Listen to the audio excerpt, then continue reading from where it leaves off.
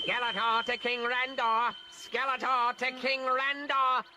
Come in, you royal boo.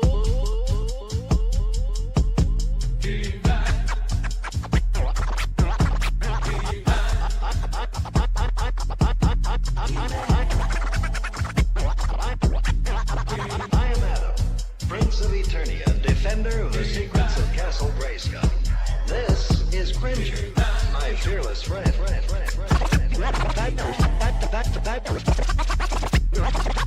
Fabulous secret powers were revealed to me the day I held aloft my magic sword and said, by the power of Grayskull, by the power of Grayskull, by the power of Grayskull, by the power of Grayskull.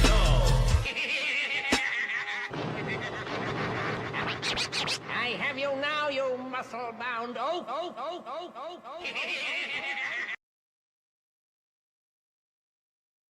That means that we punched our ticket to go try to win the Super Bowl, and that's it. We got one game at a time, starting at 1 o'clock on Sunday. Love y'all, boys. Love you. Love you. I'll go to war with every single one of you, every f***ing game, all right? Love you, 1-7. Here we go!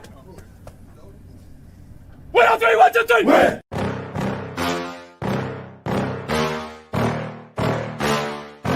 Yeah. Please tell me that I can't, that I won't, that I fail, that I'll never make it out, yeah. Please tell me all the bad, never good, fill my head full of every single doubt, yeah. Please say any negative thoughts, I pop off when I hear people say I cannot. I get off to the thought of proving everyone wrong, I won't stop to the top, so you better back off and get lost. I'ma stay loud, stay proud, never running out, never heading south. I'll be spreading out, call it word of mouth, can't put me down, I'll be getting loud. You can have your doubts, not what I'm about, have your fucking clout. It be raining now, I keep making sound, go another round, bitch I'm legend bound, can't stop me now. You don't wanna fuck with me, a slow burn like a disease. Just tell me that I can and I'll show you things that you couldn't believe. Just tell me that I can. Just tell me that I can. Just tell me that I can. Just tell me that I can. It's showtime. Welcome to the Mafia Sports Report. I am Tommy to the highest degree, to the TOP from the 313. And this is the Down and Drought series, episode number 15, part 1. Yes, there is a part 2 of the 2014 Buffalo Bills. And I didn't even know about that until I went ahead and pulled up the series. And I'm like, damn, this is a two-parter? We got a two-parter? So yeah, I was planning on doing this series 17 weeks. Looks like we're going on. Looks like we're gonna have 18 episodes. So let's see what this is all about. Right, we got a two-parter here today. Today we're gonna do part 1. Next Sunday we'll do part 2, and then we get on to the Rex Ryan years of 2015 and 2016. So excited about that. And it's been a fun series. I'm enjoying doing this with you guys, kind of taking a trip down memory lane, and seeing all the different head coaches and GMs and quarterbacks and draft bust that came through Buffalo, and including all the draft hits that we had as well, and all of the players that were actually really good, that just were on bad teams. You know what I mean? Like, a lot of my favorite players came out of the drought years, which is wild. But, once again, we were missing the two most important things in that time frame, which was obviously a franchise quarterback and a head coach that knew what the fuck he was doing, right? Without those two things, you're fucked. I don't care who you got, how special of players you got. You got to have those two things and to be successful in the NFL. And we didn't have either one for 17 years, right? So, and this is why we're talking about what we're talking about in this series. So, but before I get going with that, I do want to send a shout out, or actually a special thank you, to everybody that's helped so far with me in this, situation that I'm in. I told you guys on Friday, and I'll make it short again. I kind of I'm in between a rock and a hard place right now with my life, because unfortunately the owner of the house I've been renting at for 9 years, decided to sell the house kind of abruptly in May. He told me he was thinking about it in May, sold it about, I would say 2 weeks later. So it happened really quickly. Obviously, it's unexpected. I'm not like a lawyer. I don't make a lot of money off YouTube, right? So, or a doctor. So like money's tight, and, I have to get out by the end of August. So, in order for me to save a lot of money, it's really tough, guys. And I have a dog. Obviously, you guys know Princess very well. She's right here, sleeping right next to me.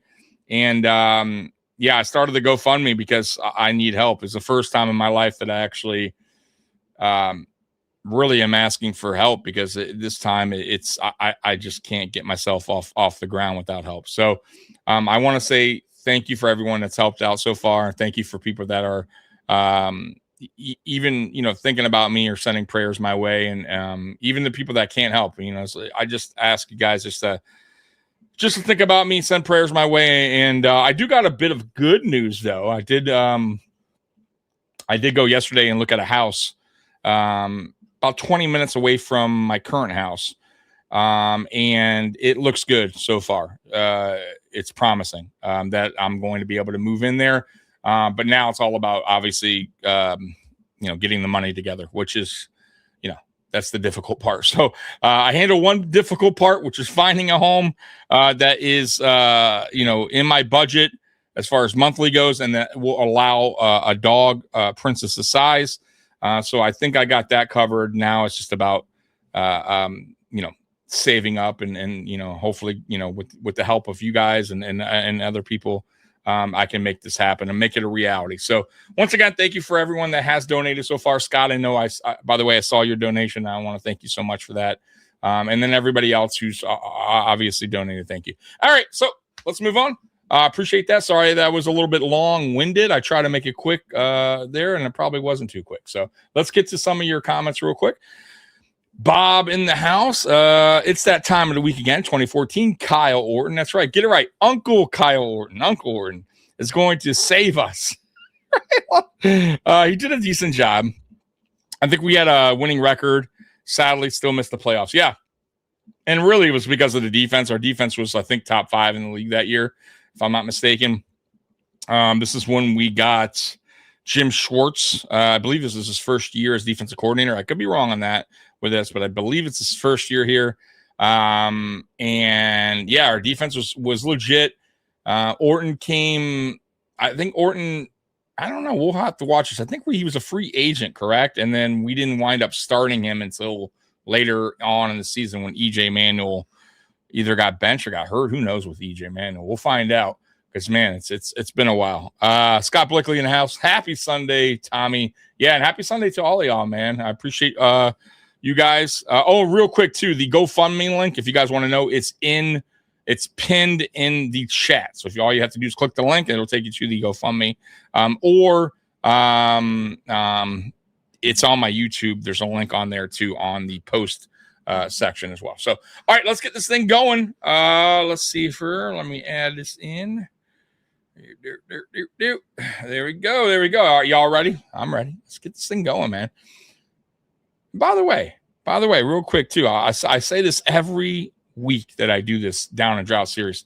I know this is not for everyone, right? Mikey hates it. Mikey doesn't want to know anything about. He doesn't want to he doesn't want to remember the past, right? For me, I think it's great to know about the past, especially with this team, to see how far we come along, right? And then also to just kind of, go back in time and there's always things that we forgot about or things we didn't know. Like I didn't know about CJ Spiller's step grandfather going on a murder rampage at his job, right? Like that was wild. We learned that last week, and I think everyone in the chat was like, "What the fuck?" Right? Like, I don't think anyone knew that. So, yeah. And then there's a lot of coach interviews and owner when Ralph Wilson was doing some interviews that, like, you're not going to see that. You know what I mean? You're only going to see it here on this. So it's pretty cool. And then, of course, to the people that didn't live through the drought years, it's good to know a little bit of history on what, us Buffalo Bills fans had to go through during this time, right? And then also, like I said, you're going to learn a little bit about the players too, and what awesome players we had here during the drought, because they weren't all bad. I said that earlier in the podcast when I first started. Not all of these players. It wasn't like we had like a bunch of shit players. We had some really good talent that came through the building. But once again, it kind of shows you how important having a franchise quarterback is, and even a decent coach, because I still don't, look, for as much as I bash Sean McDermott, he wasn't a terrible coach. He's not even a bad coach. He's a good coach, right? He's better than any of these coaches that we had in the drought years. Well, all right. I might take that back. I don't think he's better than Rex Ryan. I got to be honest with you. I think Rex Ryan is a better head coach than Sean McDermott. Now that, of course, I think some people might disagree with me on that one. But I think, that one is a good debate. And I think the reason why I feel that Rex Ryan is a better coach is, one, I feel like he did just as much as Sean McDermott with less. Sean McDermott had himself, an elite quarterback in Josh Allen. Rex Ryan never had that. He had Mark Sanchez. Okay, let's be real here. I mean, if you're going to compare Mark Sanchez to today's quarterbacks, I mean, who would he compare to as a starter? Like, you know what I mean? Like Tua. I think maybe Tua's better, right? Like, and he got to 2 AFC championships, right? With the Jets. Same thing as Sean McDermott did. So I don't want to hear, that, McDermott was so much better than Rex Ryan. I don't think so. I think Rex Ryan did more with less. And he actually, and then if you want to say, well, it was the defense that carried the Jets. Well, then there you go again. That kind of proves my point, because when did the defense ever carry the Buffalo Bills? Can you imagine if that was the case?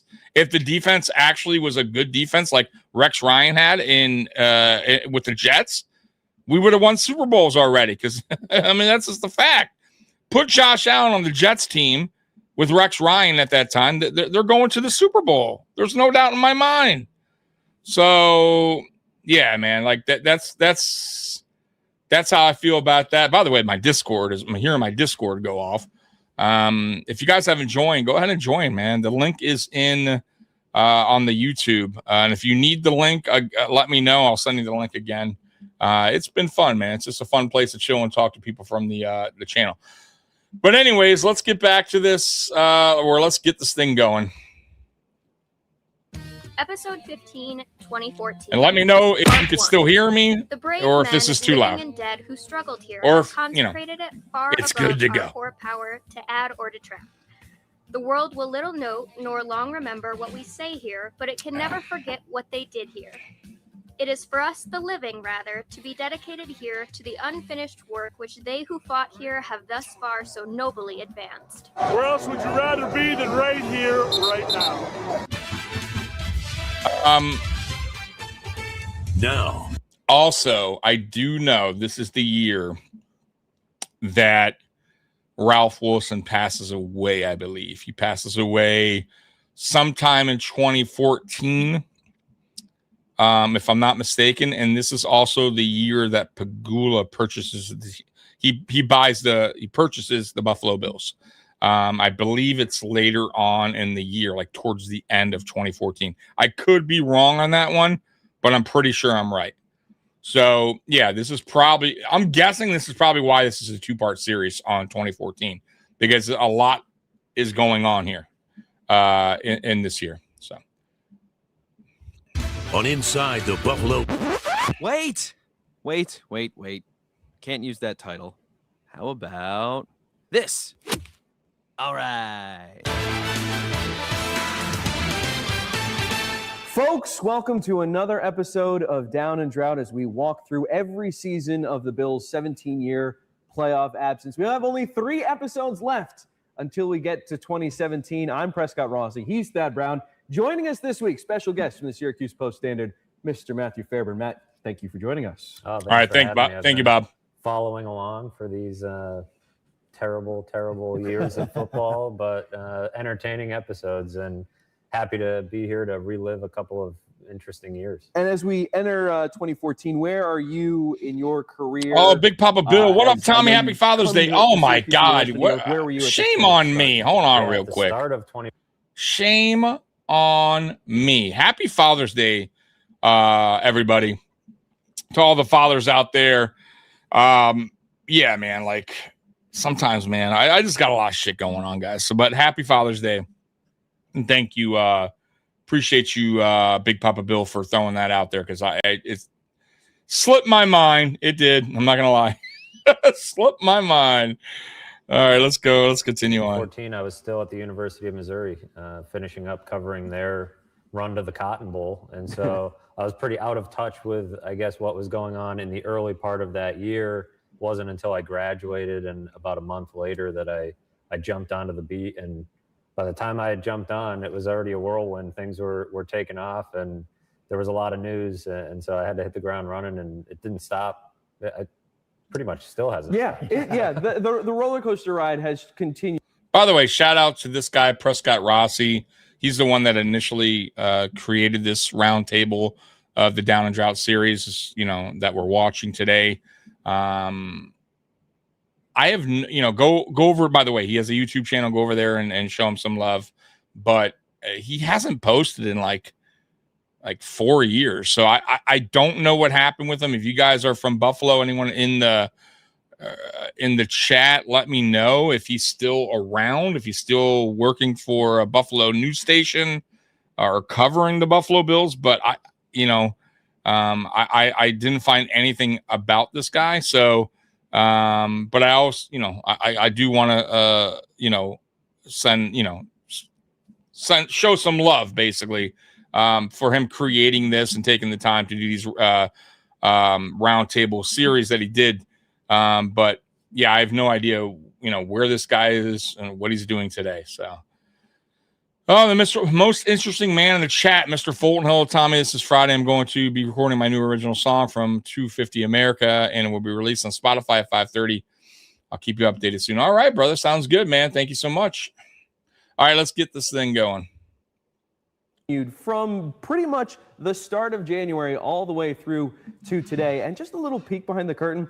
I've been looking at these legal pads through every one of these episodes. I usually do about 6-7 pages of research. 2014 has 13 pages.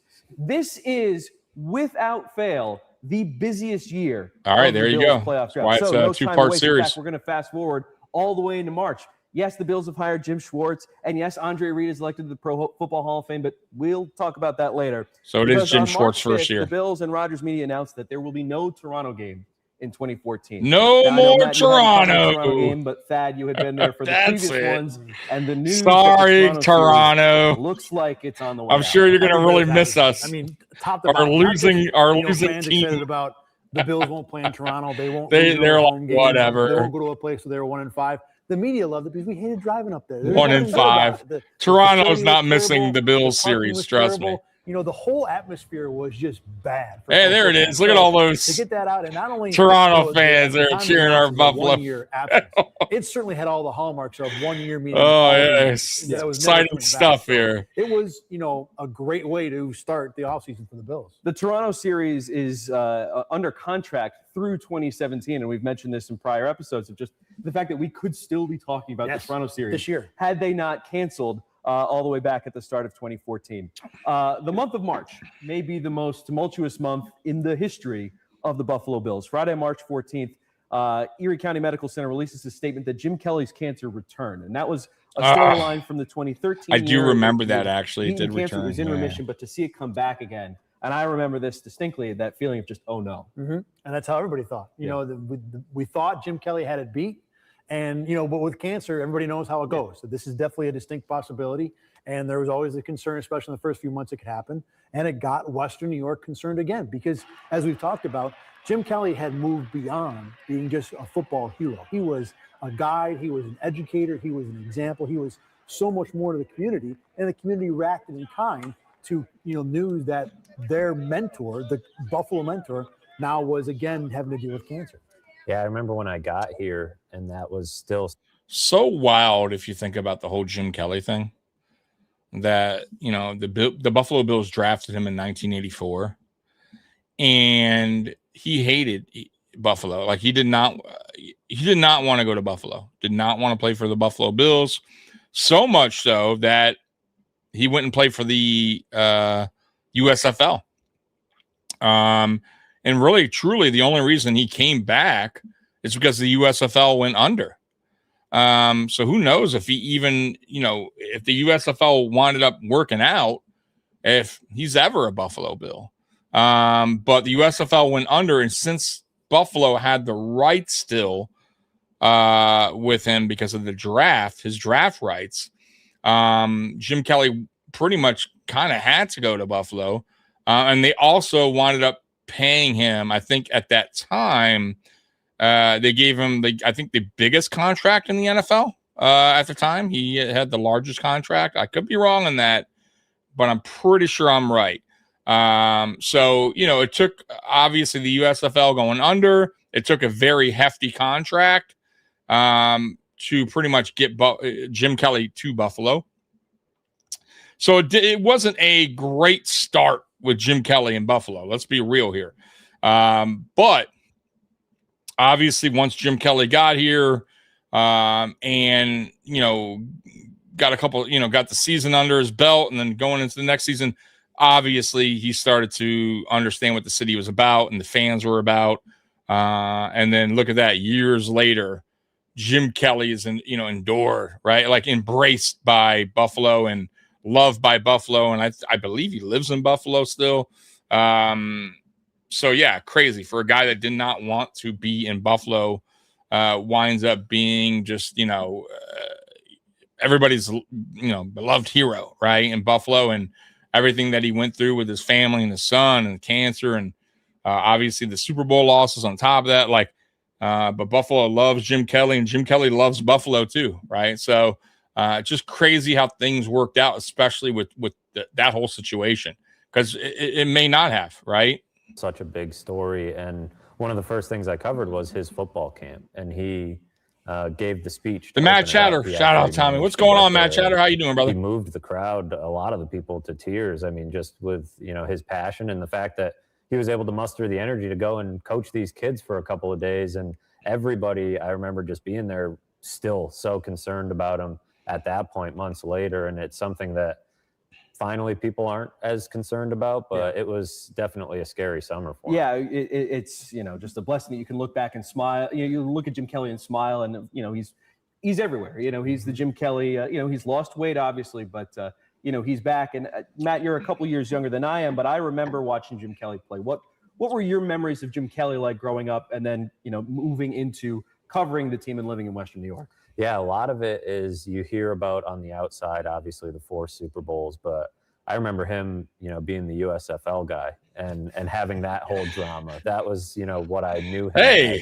That's what I just talked about. And obviously the 4 Super Bowls and his great career, that high-powered offense, and you hear all about it, but I don't think you can really appreciate Jim Kelly until you get here and you see what happens when he walks into a room anywhere in Western New York. I mean, people just light up and are glued to him wherever he goes. And I don't think I quite understood what he meant to the community until I got here. Yeah, it really is something when you witness it firsthand, just the way he overpowers the room. You walks and you go, there's Jim Kelly. And, we're in the media, you don't get starstruck, but when Jim Kelly is around, and whether it's a training camp, on the sidelines before a game, or, at a dinner, and when Jim Kelly is there. My first ever News 8 interview. This is before, because I've done 2 different stints here, one in sports, one in news. Then before that as an intern. My first interview as an intern at News 8 was Jim Kelly.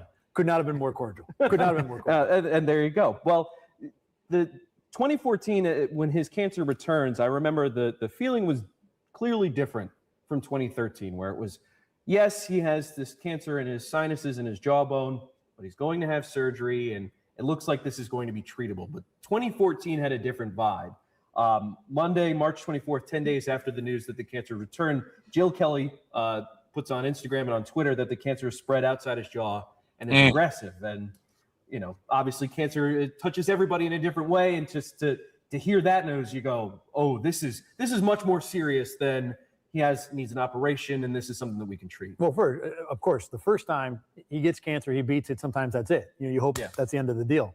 But when it comes back, you know, then you start to wonder if his body will have enough to overcome. And obviously, when it spreads, it makes it worse. I think the other part of it too is I felt like this one was followed more. There were the pictures from the hospital. For sure. You know, I think people were more involved in not only the day-to-day, but almost the hour-by-hour updates with Kelly, which made you guys remember this time for you to follow. with Jim Kelly, the whole Today's news situation? that fans of Buffalo Bills Hall of Fame quarterback Jim Kelly didn't want to hear. He is in tough shape and in New York City for another cancer surgery. Through Instagram, Jill Kelly announced her husband will undergo surgery this Thursday. We've learned he's already been flown to Lenox Hill Hospital in Manhattan. The Hall of Fame quarterback is said to be weak and in bad shape. Yesterday, Jill Kelly posted a photo of the family in the hospital watching online the Sunday service at the chapel at Cross Point. No, he was not as comfortable with that at first, but his wife and his daughters really wanted to share his journey so that he could have the whole community behind him. And, you know, in retrospect, he said it was the right decision. It helped having all those prayers and all that and all the support as he was trying to fight through that. Jill Kelly wrote last Friday that her husband's cancer is aggressive and spreading. On a scale of 1 to 10, his friend Dennis DiPaolo described Kelly's pain as a 10, tremendous pain, he called it. Jill Kelly also posted this photo last week of her daughter, saying, sometimes this is the best medicine. Daddy loves you so much. Jim Kelly had part of his jaw and teeth removed last June when his oral cancer was found. But it was 12 days ago that a return visit found the cancer had returned. Well, that was on Monday, March 24th. The very next day, March 25th, Tuesday, remember it well, Ralph Wilson dies at 95. This is breaking news from News 8. We do have breaking news at this hour. Ralph Wilson has died. He was 95 years old. Sports director lived a long time, though. 95. Him over the years and joins us now. Yeah, Rachel, the Bills patriarch had been in declining health, hadn't attended a Bills game in 2 seasons. Team president and CEO Russ Brandon confirming today that Ralph Wilson indeed has died. Boy, this series has started off with really down. That Russ Brandon announces at the owners' meeting in Orlando. Talk about starting your Sunday at 1 with a. For me, is that it started out with on a downer, huh? The reconfiguration. Sorry, guys. The renovation of what would become New Era Field, at Ralph Wilson Stadium, and I spent the whole morning going through all the different staircases and concession stands and all the little things that were absolutely minutia by the afternoon. So I do this whole story then in the morning in Buffalo, stand-ups, ready to come back. That was going to be the big thing for the day. And as I'm pulling into the station here, that's when I heard the news on the radio that Ralph had passed. And obviously, that story never, ever made air. No one ever saw it. It never existed. With a $25,000 franchise fee and a dream, Ralph Wilson became owner of the Buffalo Bills. He lived here in Detroit, by the way, too. He had another house here in AFL Detroit. Team began play in 1960, and the rest was history. That's why he has ties here in Detroit. That and 5 decades of memories. Are you ready? There we go.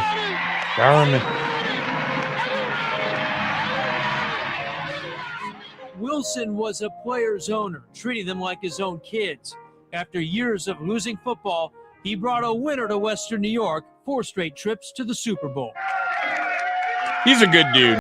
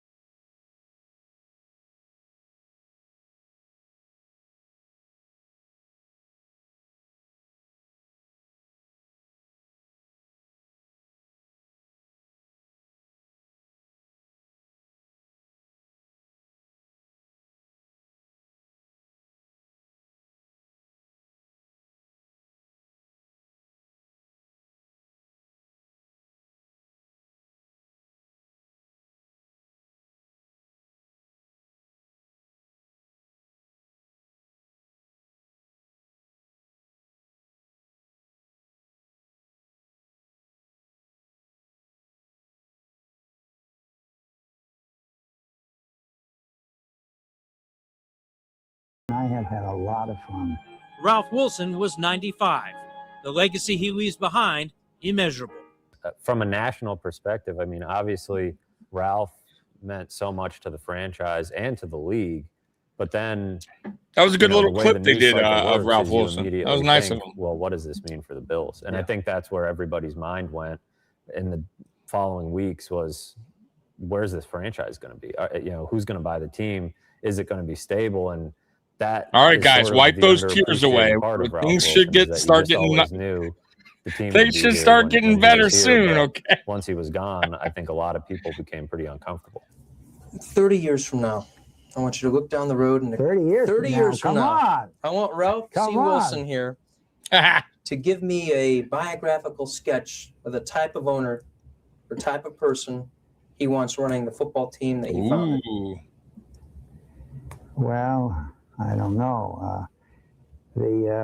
I hope it's one that an owner that has a stabilization in mind, that tries to keep a franchise for the fans, where it's been, which I always have been. I've been for, against relocation, and to do the best job to feel a good team, because this is not to have a passion for the game. That's the most important. This is not a money-making thing, although when they see 77,000 fans, Jesus, that Wilson is really coining money. Or the TV contract. Or the TV contract. Or does he making a fortune? It's not that at all. If you want to make a fortune, you either have to, in football, you have to sell or die. And I'm not interested in either one of those. As we've I'll say this, that's a rarity, right? He was super passionate about the team. I guess, it seems to be the case, and it was the case. That just doesn't really exist in sports. Like he says, I mean, most of these guys it's all about making money. Yeah, dude, he was, that you can never say he wasn't passionate about the Buffalo Bills and what he wanted to do here. So that's awesome. Mixed truth is on the middle, and the Bills were just a hands-off family business for Ralph Wilson. Frankly, his snotty-nosed grandkids were really interested. No, they weren't. They wanted to. They quickly moved off from the Buffalo Bills, and that. By the way, that's kind of a common thing. I'll give you an example. I'm a big Pistons fan, and when Bill Davidson, who was the owner of the Pistons, and he also owned the Tampa Bay Lightning as well. When he passed away, I believe in, when was that? 2010 maybe, or something I forget the year, but his daughter took over, and she wanted nothing to do with the Pistons, and she wound up selling the team to some guy that lives in California. The owner now, God, I can't believe him. I don't know his name offhand, but he lived here in Michigan for a little bit, but he doesn't. It's all about business, and he got a steal of a deal for the Pistons. He got the stadium in Ann Arbor, which was the Palace at the time, and the Pistons. And I think he paid nothing really for it. So he wound up using the stadium for a couple of years for concerts. He made all that money. And then I think they wound up selling the building to someone or something, or the stadium, and they just, tore it down for land or whatever. But the Pistons are worth I think he quadrupled his money since then. But it's always been about money for that guy. But yeah, it's a super rarity, but the old owner cared. You know what I mean? He cared about the business, but Yeah, it happens all the time. And the kids, a lot of times they don't want nothing to do.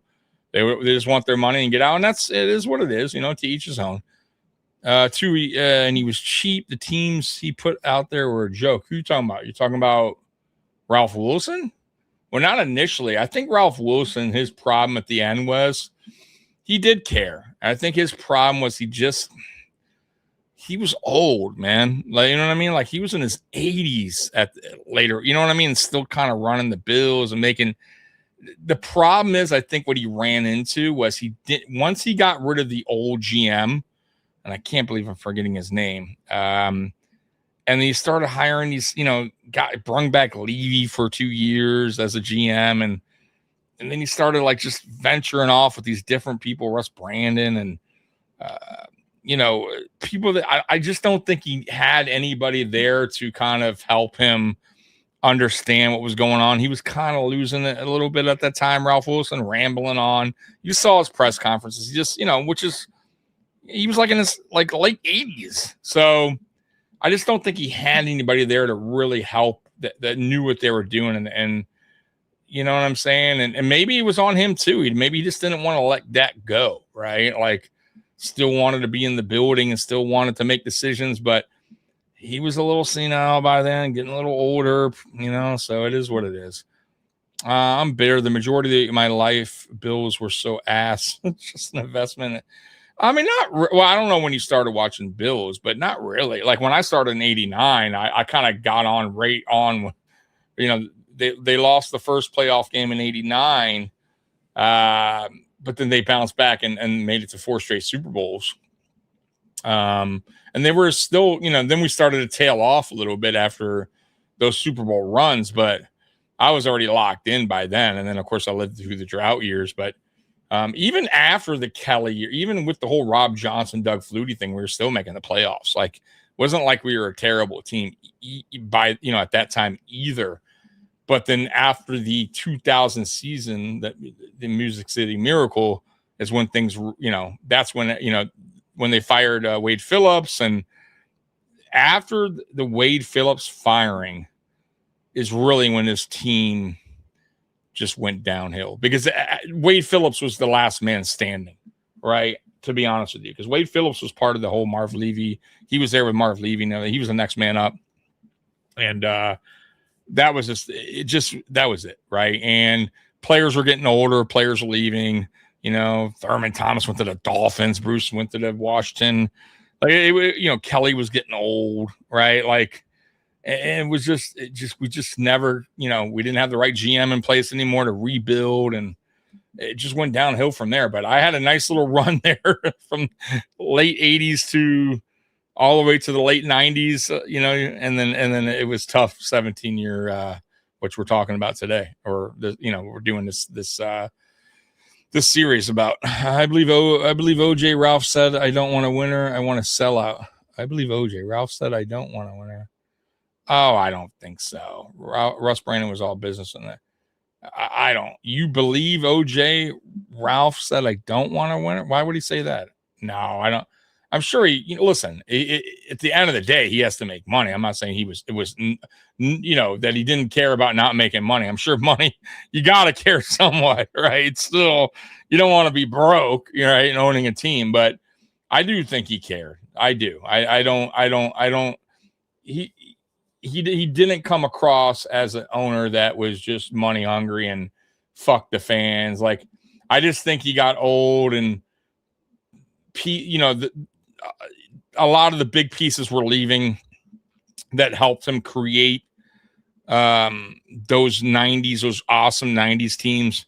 And once all that was done, I don't think he really knew how to get the team back to what the glory days, let's say. And I don't think he had the good surrounding cast in the office, right, in the building to help him get there again. You get what I'm saying? It was just kind of like he was fishing and he just couldn't get anybody to bite the hook, right?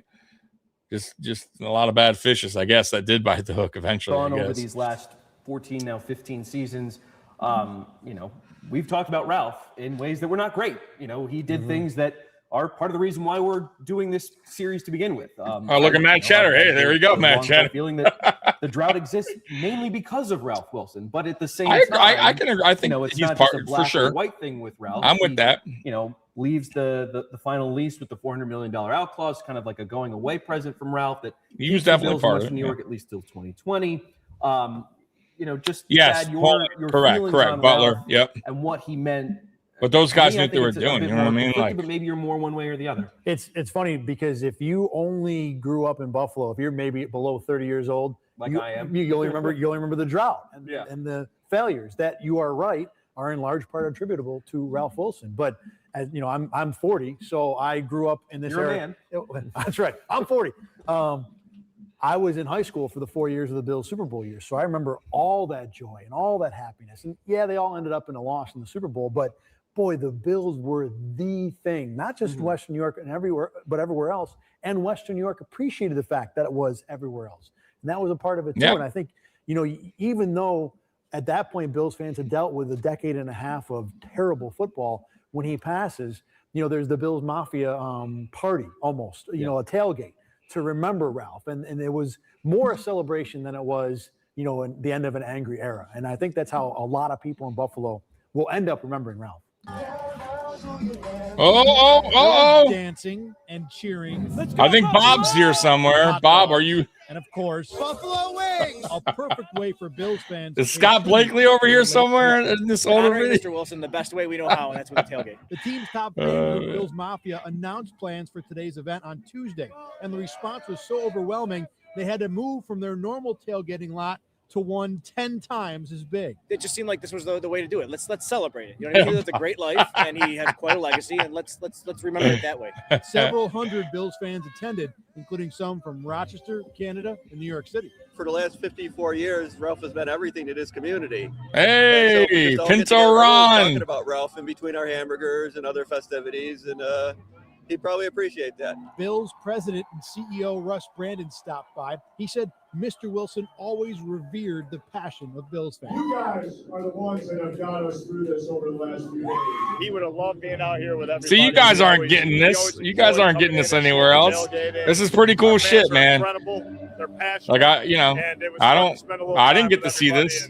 And it was very therapeutic, to be quite frank. Not only is today about remembering Ralph Wilson, it's also Good about memories, man. Go supporting back Jim and Kelly. watch his Every stuff, car man. It's parked pretty here cool. Donated at least $10. That plus 10% of the food sales all go to Jim Kelly's foundation, Hunter's Hope. It's been a rough week, but not to sound trite, but I mean that saying nobody circles the wagons. I mean that's what we're doing here. We're circling the wagons. Something you take for granted that even though this team is Bob, losing year after year, and like you said, you could trace a lot of that back to Ralph. The team was there in Buffalo, and you had those. The team might not have ever been in Buffalo to begin with if not for Ralph Wilson. And so, the league owes a lot to him. Buffalo owes a tremendous amount to him, and I think people have appreciated that more and more. I'll say this again one more time, man. And I've talked to Del Reed a few times, but that dude would be sitting on millions if he just trademarked Bills Mafia. I mean, you think about it, right? That thing started to take off in what I would say 2012, right? Was it 2012, 2013 is when it started? Maybe 2013 is where it really started to take off. And I remember even the Bagula, when he first got the Bills, they would talk about Bills Mafia, and remember they didn't like the table smashing, and they were trying to stop it, and they weren't totally behind it.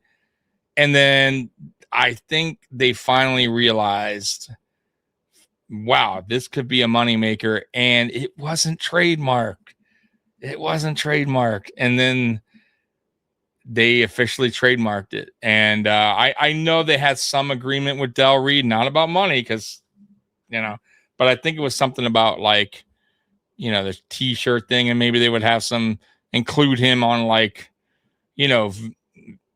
if they were going to do some interviews or highlights, maybe but Yeah, I don't think they paid him anything, right? Like, so imagine if he just trademarked it, because all that is a trademark. Like, they don't own the right to, back then, to Bill's Mafia, right? That's not like it wasn't called Buffalo Bills Mafia. It was Bill's Mafia, right? You know what I mean? They would have had to pay Del Reed to take that if he trademarked it, and he didn't. And he had so much time. Because I don't think Bagula did that until, like, I want to say 2020 or 2021 is when they officially trademarked the name Bill's Mafia. You know how much money they've made off merchandise from that? Are you kidding me? Like, everybody knows Bill's Mafia. Even if you're not a Buffalo Bills fan, they know the word. They understand that. That is the fan base now. And, yeah, man, golly.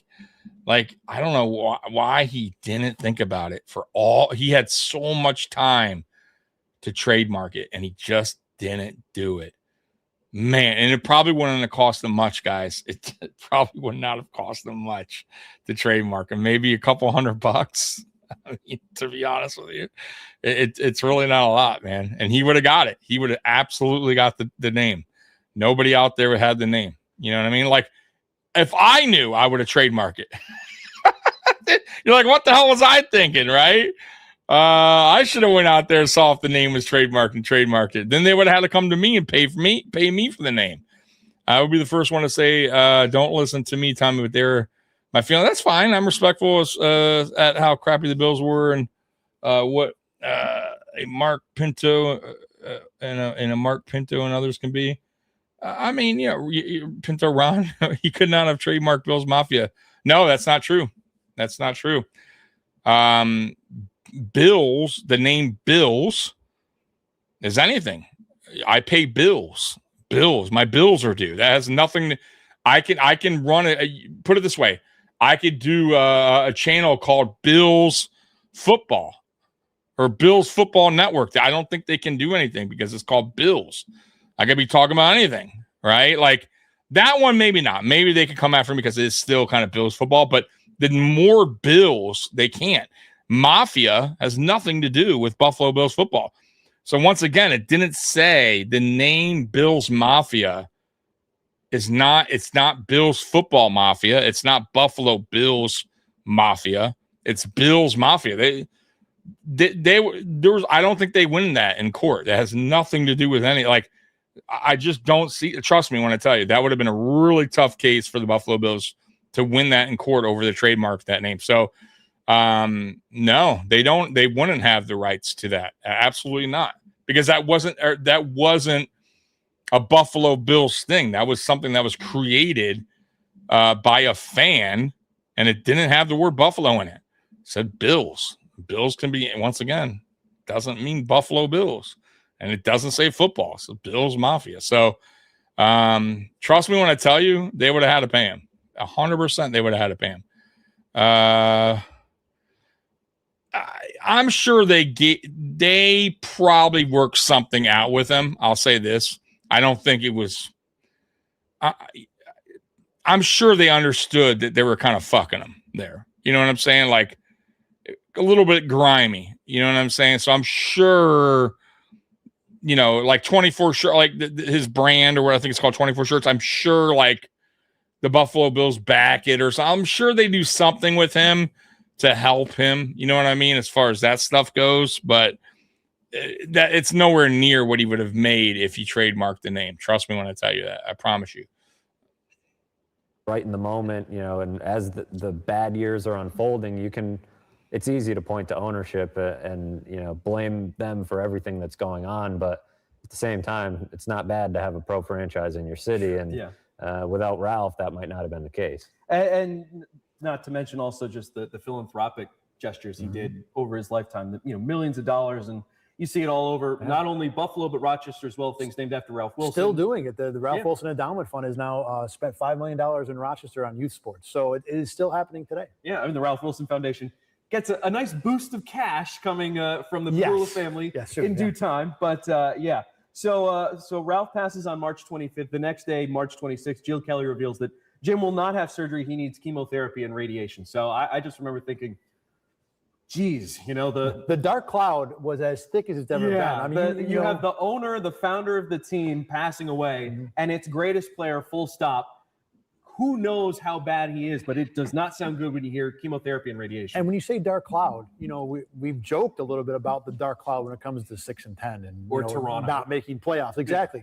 And this was a dark cloud about, the passing of an owner and maybe the imminent passing of its greatest hero. And that's what it felt like then, that it was just a dark period to be someone who supported, followed, or covered the Bills. Yeah, I remember when I got here thinking about all that the team had been through. The Bills don't register a lot unless you're local. And when you're there, you start to see man, the owner is gone and the team is, the fans are just hanging on every update about Jim, every update from his wife and his daughters.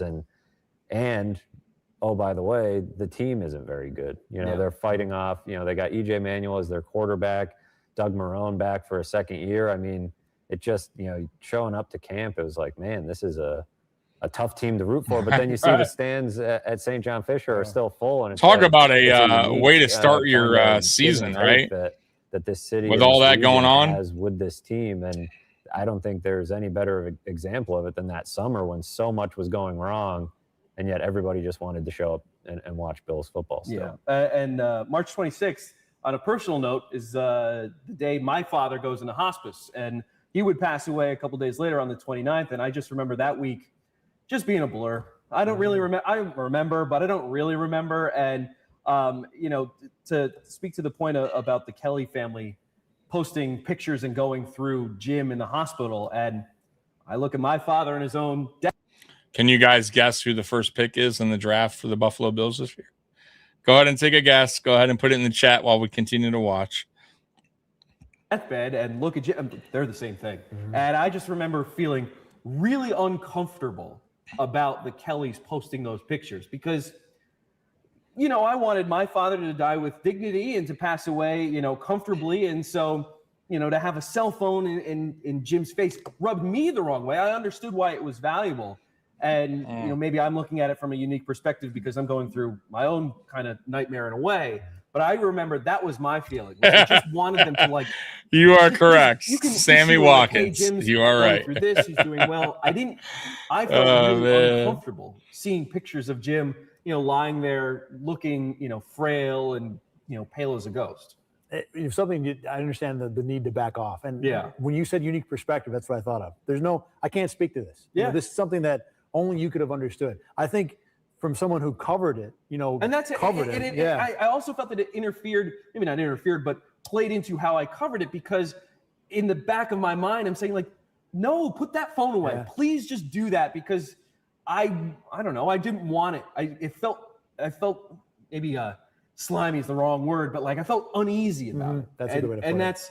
And so throughout this Kelly ordeal, I understand that it's a selfish way to look at it, but I felt my own personal connection to watching someone pass away and go through this, that I didn't like it at all. The one thing I'll say to that is, without having that perspective, to me, all the updates and having the phone in the face, because I would have thought the same thing about you, about someone who was passing away. All those updates to me kind of made it feel like it wasn't that bad. That, he wouldn't have allowed this. They wouldn't be doing this if they thought he was within hours of dying, and whether it was true or not, everybody in Western New York, I wonder how many other people thought the same thing as me. Yeah, it very well could be true. I think initially, and maybe even for a while during it, Jim didn't much care for it either. He's voiced that, and he came around and afterwards, realized that all that love and support was worth it. But to your point, I mean, it was. This guy looks like Matt Perino's brother or something. When you're like, man, I don't know who he is, but it's like you said. Part of me wanted to think, all right, maybe this means it's not that bad. The other part of me is like Perino's older brother right here. Yeah. And you don't want you see that picture of a child, a kid, or a parent or whatever, holding his hand, and you only see because I have that picture of my own father, of my hand holding his hand, and I know my dad is slipping in and out of consciousness, so I know that I'm not going to take a picture of my dad lying in his deathbed, but you see that picture, like that gave me solace. And to your point, if I see a picture of, just Jim Kelly's hand in Jill Kelly's hand or something, I'm like, geez, God knows what the next couple of days are going to be like. Yeah, it gives you an uneasy feeling, refreshing the feed and seeing what, Jill tweets out. It may have set some people at ease. It probably made a lot of people even all the more nervous because Jim did not look good. No, he I lost remember 50 that pounds, the first time I, met him, thinking like, man, like he looks 20, 30 years older than he is, and he didn't look good. That's what made, I think, those. And Mark, jarring. And we covered that like a game. I mean, every update was top of the newscast news. I mean, how is he doing today? What's going on? Is it chemo today? Is he doing okay? Does he feel like he wants to, talk or anything? Everything that had happened was important news that we had to cover because our viewers and readers and everything else were paying attention. So I picked that scab off. Thursday, April 3rd, Bills announced that Mary Wilson is the controlling owner. The team is in a trust. The move helps facilitate a sale. And our dear friend Tim Graham from the Buffalo News. They're trying to sell right away. The sale is further along than many expect, and the vote could come as soon as October. And the dark cloud of relocation, whether it be Toronto, Los Angeles. I know what Bon Jovi. Didn't Trump want to buy the Bills too at one point? Like, if this is moving along quickly, I remember feeling like that could be a good sign if the sale's going to go quickly. What do you remember from that? Looking back, I know we hated Bon Jovi. I never really was. I was probably nobody wanted Bon Jovi to buy the team. Times when the Toronto series began, Trump did, right? Yeah, that's what I thought. Because right off the bat, it seemed like everything was pointing towards the Bills staying, and the lease was a part of that too. The parting gift, I think, was a big factor, but a factor. But the whole idea of them moving somewhere else, LA was really never discussed. And the Toronto thing was kind of a joke. You can make the Bills great again. The John Bon Jovi group, and every time he talked about that group, it always came with, "Hey, did you hear what random Bills organization didn't want to play John Bon Jovi music?" And it was kind of like silly, to where you weren't really worried about, this might legitimately become. Imagine if Trump did buy the Buffalo Bills. That sale was so interesting because even though people were nervous, like it would have been called Trump Stadium, right? It was almost like a. I promise you, it would have been called Trump Stadium. He would have demolished that stadium right away.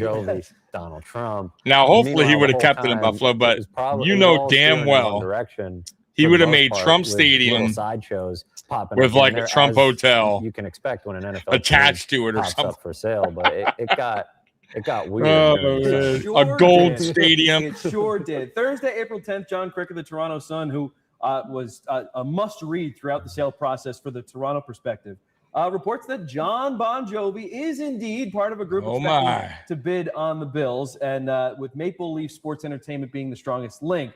But Crick, to his credit, also explained it in ways that really proved that the Toronto series never really got off the ground. And even right from the beginning in April, he's pointing out facts that the NFL prohibits corporate ownership. So it has to be an individual that's running the group that's purchasing or bidding on the Bills. So, okay, is John Bon Jovi going to be the focal point? Well, Bon Jovi only wants to be the focal point, and he only has $300 million.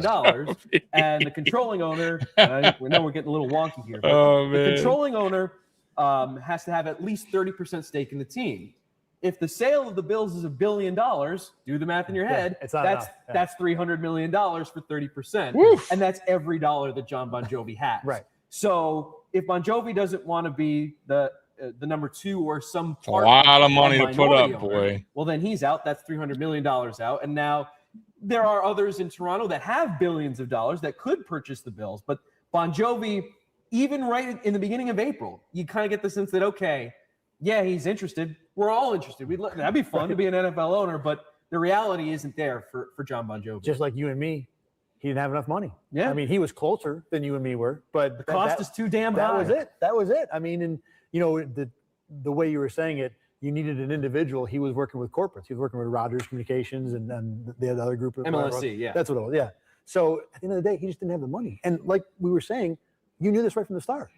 Didn't he try to get the Kellys involved that came later on in the sure process? Yeah. And that was all the drama, I feel like, centered around him because he was the one person everybody was worried about moving the team as much as he insisted he would not. Nobody really bought it. Yeah. And I still remember that fan group that popped up, Bills Fan Thunder, that located the document. that has like they have a weird backstory in and of themselves, but they were just so I see why this passionate is a two-part like, series really now because aggressive with their PR of everything outreach. I went to a that's few going of their on. events, and With Kelly and it's like and Bon Ralph Jovi Wilson passing became away. Poison in Buffalo. So Nobody was this listening off to it season and in all this stuff, 2014 and was all wild just because to of begin the with. narrative that kept getting spun by a couple of fan groups, and all of a sudden it was like nobody wanted Bon Jovi. Well, and that was the thing was, because Toronto obviously looms not only because of its location and the Toronto series as well, people I think were looking for someone to point like, there's the guy.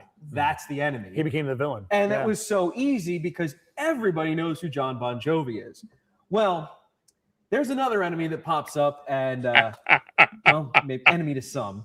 And we've talked about in Down and Drought, what ifs. What if Here we moments? What if go. the Bills don't I'm beat the Jets sure. late in I'm 2001? That leads to the Patriots having the Tuck rule game. What if the Bills didn't trade for J.P. Lossman? Would they have drafted Aaron Rodgers the following year? And, of course, the other draft picks, Haloti Ngata, that they passed on for Dante Whitner and Rob Gronkowski and Russell Wilson. Well, Monday, April 14th, the biggest what if to impact not only the Bills, not only Western New York, but the whole freaking world as Donald Trump declares interest in buying the Buffalo Bills. Says in an interview with Tim Graham, if I can do it, I am keeping the Bills in Buffalo. Man, have things changed over the last 3 years, but the fact that Donald J. Trump is throwing his hat in the ring to purchase the Bills. Before Terry Pagula was alive, I thought he was actually one of the best candidates to buy the Bills in terms of he would have plenty of funds. He would want to be. And he did own the USFL team, a USFL team. He said he would keep the Bills in Buffalo. I generally believed it. A lot more than John Bon Jovi for sure.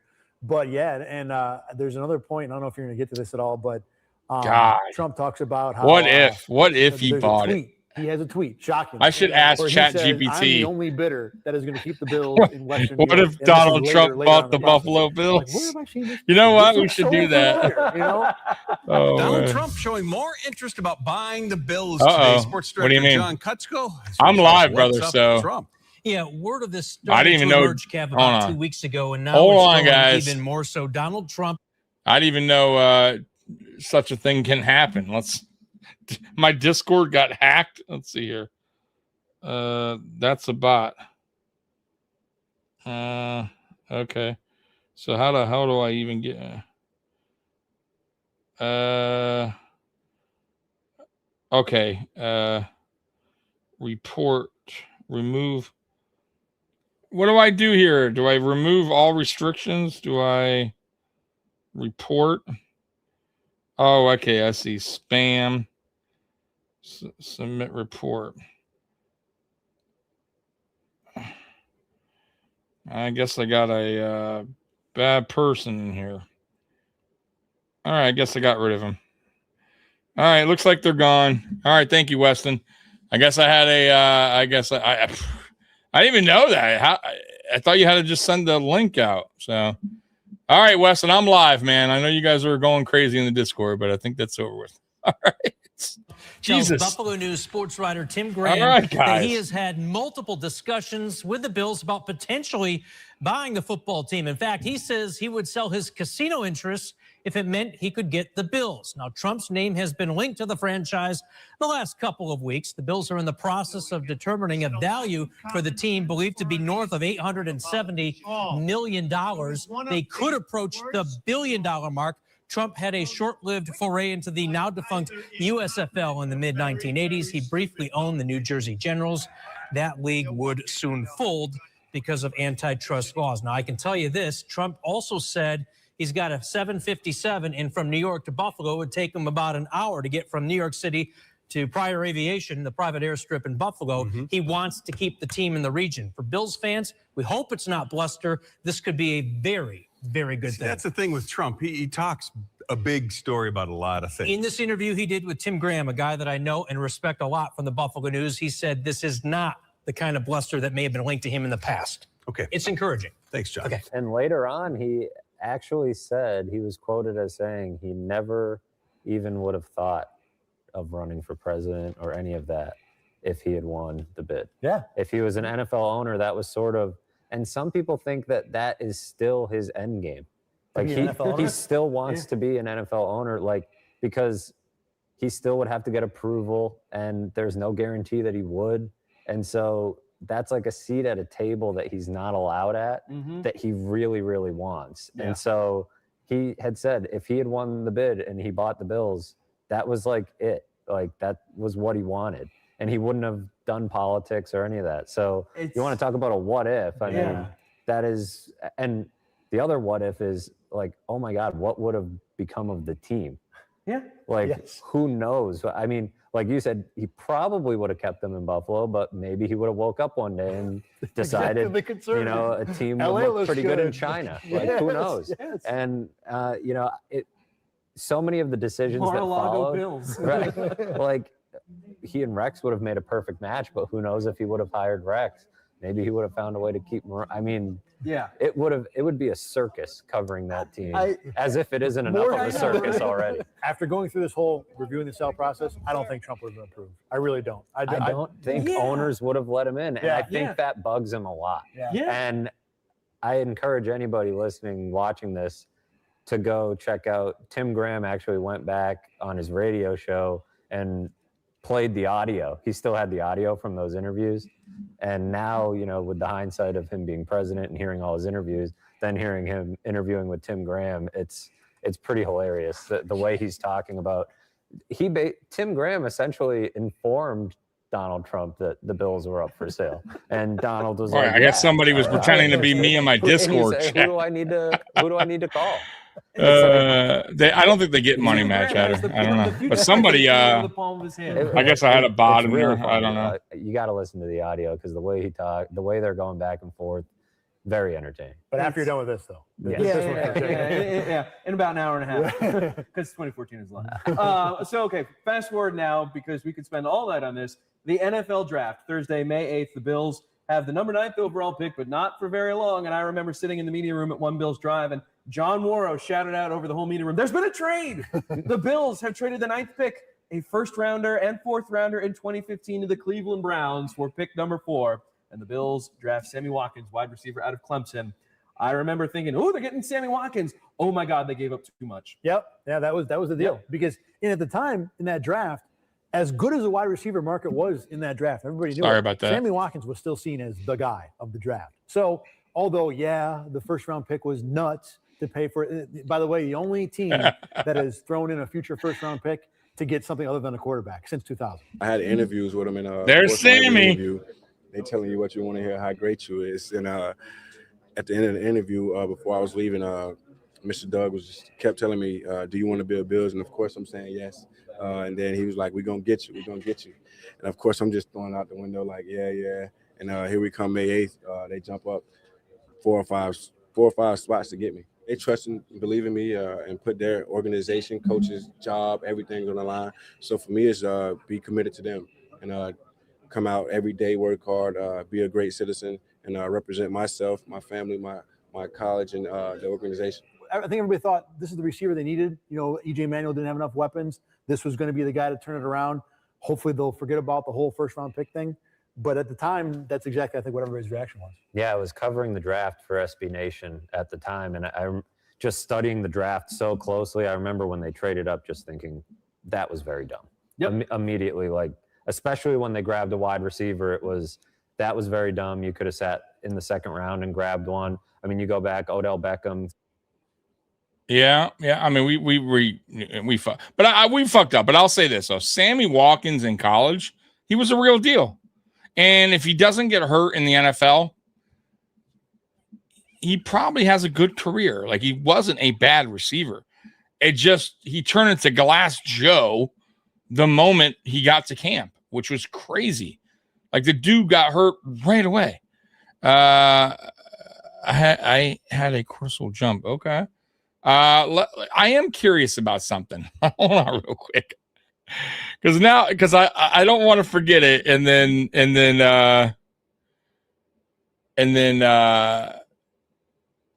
have to go back, or and then us not go through this. So hold on real quick. So it's so curious. Hold on, guys.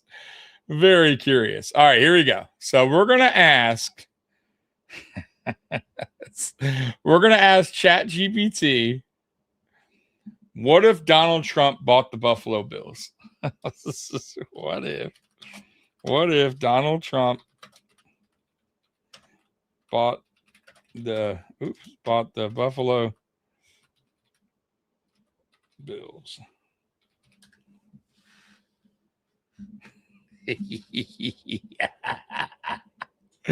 Oh man, here we go. What if Donald Trump bought the Buffalo Bills? What would likely happen? The Bills will become the most talked about team in the NFL. Every roster move, coach hire, and press conference would generate national headlines. Sports media and political media would cover the team constantly. Well, you know what? I should rephrase that. Hold on. Let me put that back. What if Donald Trump bought the Bills in 2014? How about that? Because they're probably thinking now. Okay. Here we go. Let's rephrase that. That's a fun alternate history scenario. Here we go. Donald Trump actually was part of the bidding. We don't have to read all that. All right. If Trump had won the bid, Bills history could have looked very different. 2014, 2016, a much more aggressive owner. Trump was known for being hands-on with his businesses. It's possible he would have pushed for major roster moves and coaching changes sooner. Doug Marrone's exit after 2014 season may have still happened, but Trump might have pursued a bigger name coach immediately. Stadium and relocation drama. One of the biggest fears among Bills fans in 2014 was relocation. Trump publicly said he wanted to keep the Bills in Buffalo, but there likely would have been constant national speculation about stadium financing and relocation threats. Every lease negotiation would have become a major media event. The Bills become America's most talked about team. Even before entering politics, Trump generated headlines everywhere. The Bills would have received enormous national attention. Every coaching hire, draft pick, free agent signing would have been covered nonstop. I mean, you can't really deny that. Would the playoff drought have ended sooner? Maybe, but probably not. The Bills' biggest issues from 2014 to 2017 were quarterback instability, coaching turnover, and roster depth. Ownership alone doesn't fix those problems. The drought likely still ends around 2017 unless Trump somehow landed a franchise quarterback earlier. Man, they are just Man, what is going on here? I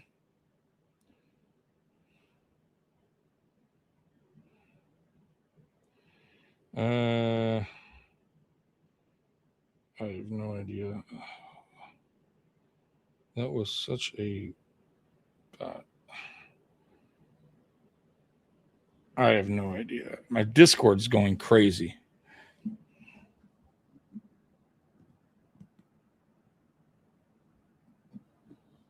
I don't know. I don't even know who. Hold on.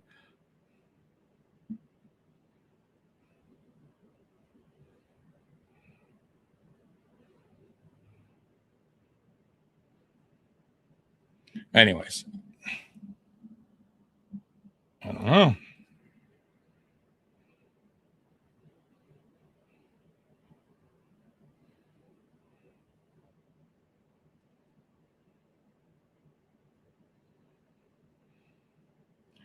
Anyways, the Josh Allen era. The big question, would Trump have hired the front office that eventually drafted Josh Allen? That's a great question.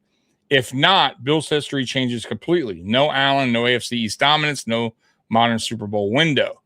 Bills Mafia reaction. Bills Mafia would probably have been the most polarizing fan base in football.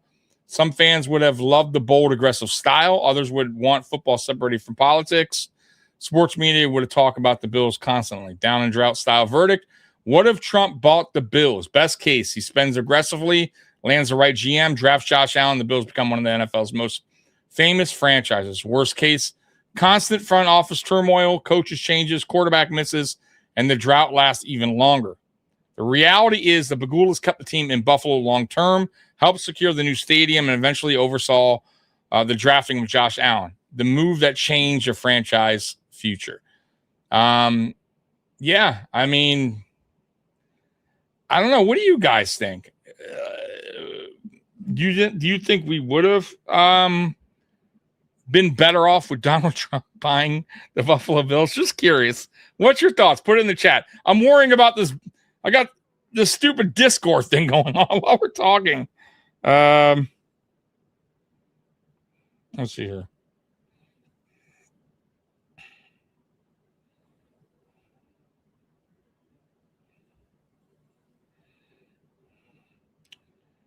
I mean, I guess I don't know what's going on here. Anyways, I'll have to worry about that later. Let's get back to it. I was just curious about the whole Donald Trump thing. That's an interesting. It's interesting. I want to ask Mikey that. I want to go over that Monday actually with Mikey, because that is interesting, man. What would have happened? Like, would Bills, do you think the Bills would still be in Buffalo? Do you think the stadium would have been? Do you think we would still have a new stadium, or we would have a new stadium earlier? And, I wonder how that would have all worked out if Trump would have just bought the stadium instead of, the city or the state putting it on a taxes. Very interesting. Mike Evans, Jarvis Landry, Allen Robinson. It was a historically good wide receiver draft on paper before they were drafted, and it still looks really good now. And not to mention, you talk about what ifs. I think a lot of people, including some who covered the team, when they made that trade, thought, oh, Khalil Mack. Mm-hmm. You were going to be the guy going forward to Buffalo? That's the thing, man. It was a whole lot of curveballs, and I was like, whoa, what's going on? Cleveland's trading down. I was like, okay.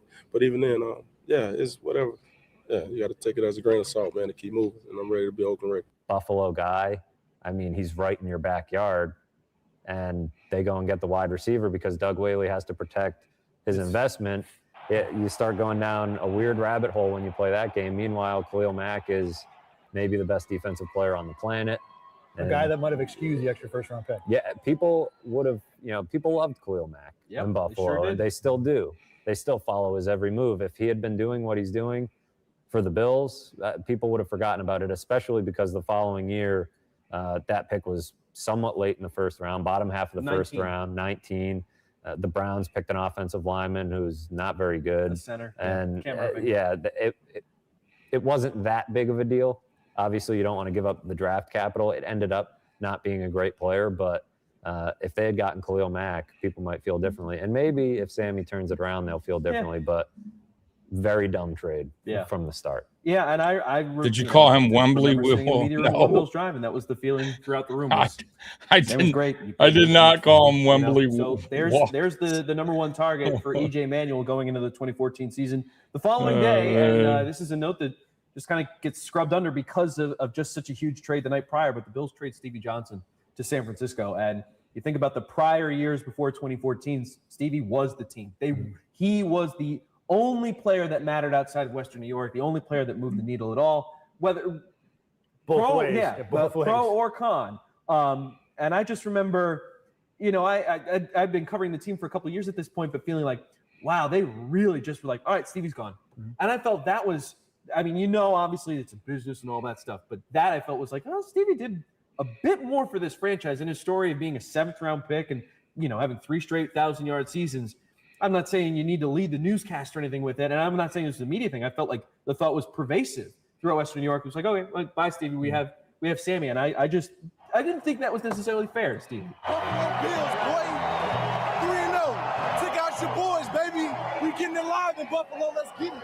He was a good receiver. He was a number one receiver, but a lower during number a really receiver. bad era. Exactly. Yeah. So I think people had maybe tired a little bit of some of the, I don't want to say antics, because Stevie never really came off as a prima donna type guy. He was just kind of a knucklehead. He just did some dumb stuff that bothered fans and coaches and got him into trouble and got him suspended here and there. So I think the other part of it too is you spend 2 first-round picks. There's a large portion of the fan base that's going to get behind whatever the team does, no matter how dumb it may be to those of us who follow it. And you put 2 first-round picks into a receiver, I think someone's going to have to be pushed aside and no one minds because we're all excited about Sammy Watkins. Give me a 14 jersey. Yeah, and Stevie Johnson was still reasonably productive after leaving Buffalo. You have to wonder how much they were thinking about who they wanted to surround Sammy with in the wide receiver room, and whether Stevie Johnson was that guy. I tend to think of it as Mike Williams was the guy. I don't remember that. And so didn't get maybe better they in that weren't department. maybe Yeah. they weren't thinking too much about that. But you're right. When you give up that much to get a wide receiver, not only is the fan base going to get behind that guy, they're going to want you to throw him the ball. Yeah, and that became an issue for sure in 2014 and beyond. Their second-round pick, the brother of Ari Kwanjo, Cyrus Kwanjo. Matt, you know a lot about scouting and have done a lot of work with the draft. Your thoughts of Cyrus Kwanjo, a man who has had a torn an ACL and a torn MCL, who's arising red flags throughout the NFL, and he is the Bills' second-round pick at pick 44. A guy with first-round talent, but had dropped in the second round. Yeah, he dropped for a few reasons. First of all, he played very poorly in his bowl game. He got beat repeatedly by Oklahoma defensive end. Can't remember his name. Undersized guy, was just beating him off the edge, and that threw up some red flags. He started to fall, but then at the combine, he's flagged for the knee, and there's reports coming out that it may be an arthritic condition and it's never going to go away. Sammy Watkins? We didn't think we'd have a chance to get him at our pick in the second round, so we were very ecstatic. We expect him to be contributing early. Opening day, not sure. I can't put a timetable on it. It depends on how he comes in, grasps the offense. But your first and second round picks have to contribute early, and even your third. But that's the way we attack the draft. And I remember when I got to training camp asking him about it, and he was borderline offended that I would, because I asked him how his knee was feeling, and he seemed offended by it. But it was something I always kept in the back of my mind that this is something they brought up pre-draft. And I remember they even eventually took him off the injury report with it at one point because they were just like, yeah, this is just something he has that he has. See what I'm saying with Sammy, though? Like, Sammy didn't have problems in college. Like, he got to the NFL, got to training camp, and it was just like the dude, he couldn't stay healthy. It was a problem. Like, he had a different problem. Like, it seemed like every month. I remember cruising after work. He traded the Chiefs and said, maybe I will have to work out and try now. I remember. So what do you want me to pull up? Because I can pull it up real quick. What's Sammy Watkins? What you want me to? Let's see here. Let me get ChatGPT up. Let me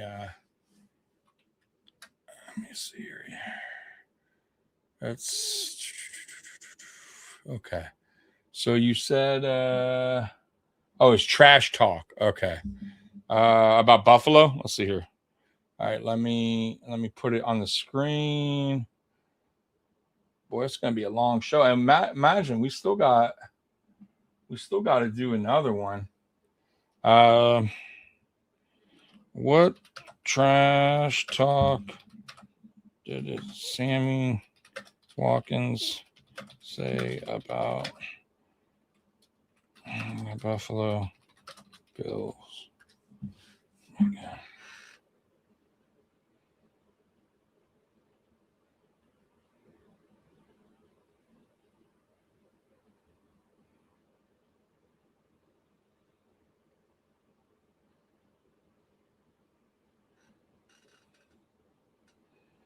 All right, let's see here. It says Sammy Watkins never really became a full-blown Bills villain, but he did make a few comments over the years that rubbed Buffalo fans the wrong way. All right, so let's see here.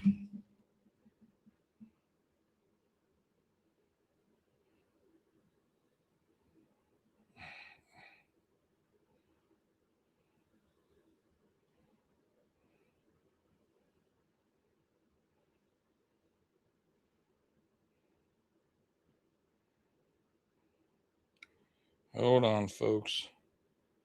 I don't know what is going on here. I think my I think my Discord got hacked.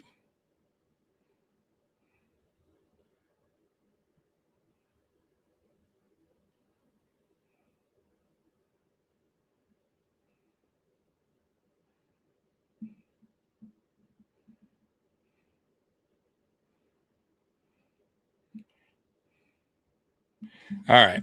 Let's see here. Before Super Bowl in Kansas City, Watkins said before traded from Buffalo to the Rams, it revived his career. Many Bills fans took that as a shot at the organization because he seemed to imply Buffalo was holding him back, criticizing fans on social media in 2015.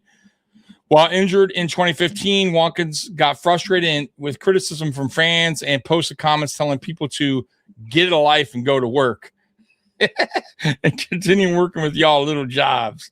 The backlash was immediate from Bills Mafia. He later apologized and said the comments were directed at Bills fans specifically. They weren't directed at Bills fans specifically. Sorry. Revealing his partying in Buffalo. Years after leaving Buffalo, Watkins admitted that he was partying heavily during the Bills' years, saying he drank and smoked almost every night and also stayed out till 4 a.m. Some fans viewed that as an explanation for why he never became a superstar Buffalo traded up to draft. What's interesting is that Watkins has also said positive things about Buffalo over the years. When the Bills drafted him in 2014, he called it a blessing to become a Buffalo Bill, and even said the Bills were one of his favorite teams growing up. For most Bills fans, the little jobs comment and the trade revived my career remark are the two quotes that generated the most heat. So yeah, you're not lying. Yeah, he said some shitty things. But it happens, you know what I mean? Like it's how it kind of goes. You know what I mean? Certain players are not going to be happy with some of their teams that they're a part of, man. And clearly, things did not go right here in Buffalo for Sammy Watkins to deal with, and it prevented him from getting onto the field very much at all. Yeah. And that first camp, he got beat out by 7th round pick Seantrell Henderson. So he had every opportunity to earn a job because Cordy Glenn was fighting through, a medical condition at the time, and he just never stepped up. And I think a lot of it had to do with health, and a lot of it probably had to do with him maybe not being quite as good as, you see a guy 4-year starter or whatever he was for Alabama. The more games you play at Alabama, the better your draft stock gets. But he just never had it. Yeah, and I think about, to your point about Alabama, obviously since Nick Saban has taken over, they've become the best number one full stop, team in college football. But they send a lot of prospects to the pros that are damaged goods. And, I'm not going to pretend like I know every prospect that's gone to the NFL from Bama throughout the Saban era. But Quanjo, to me, was like, yeah, there were red flags. I mean, it was discussed that night. They asked Doug Whaley, like, hey, there are red flags about this guy. And, oh, no, we've cleared it with our medical staff. And I just – that you hear Alabama, 2nd round pick, like, oh, this guy's got to be good. But he never produced. And then in the 3rd round, the Bills draft Preston Brown, linebacker out of Louisville. And then just to fly through the rest of the 14 draft class, 4th round, Ross Cockrell. Cyril, best player in the draft. Maybe I know, right? Sammy Watkins. Yeah, Cyril Richardson goes in the 5th round, Randall Johnson in the 7th, and then Seantrell Henderson pick 237. A guy who had 1st round talent, was seen as one of the best prospects coming out of high school, but man liked to smoke weed, and it took him down in draft boards across the NFL. Failed 2 drug tests at Miami, then failed one at the combine. How do you fail a drug test at the combine, man? Yeah. You know it's coming. So Seantrell Henderson drops to 237. So Whaley says he's going to give him 1 shot too, and I think he had plenty more than 1 shot. Now, some of the marijuana use wasn't like irresponsible. There's definitely been questions about Crohn's disease and all that, but Doug Whaley said he's got 1 chance. Boy, he got way more than 1 chance. Although for a while there, he was behaving and playing well. As far as 2 first-round wide receiver, only Justin Jefferson or a pool is out of the pile would ever have been worth that. Yeah, I agree. I mean, very funny the types of players that Doug Marrone gravitated wasn't to. And he really liked. It wasn't a Seantrell, smart decision. And the obviously, offensive line coach at the time really liked Seantrell, and I think they liked him better than Quanjo.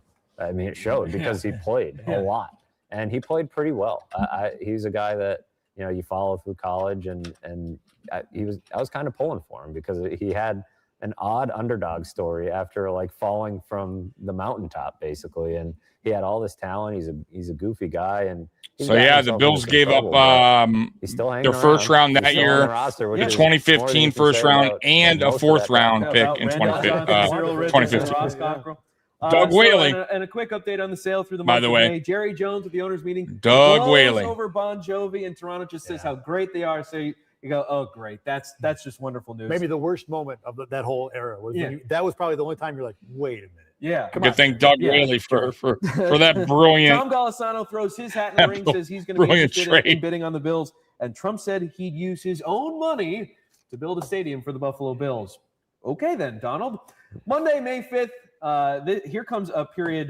You talk about guys that Marrone has gravitated to, and this is a player brought into the Bills pre-Marrone and pre-Doug Whaley for that matter, but a guy who had his own issues off the field, to say the least. Marcell Dareus arrested in Alabama for felony possession of a controlled substance found Come on, Marcell. synthetic weed after stopping speeding.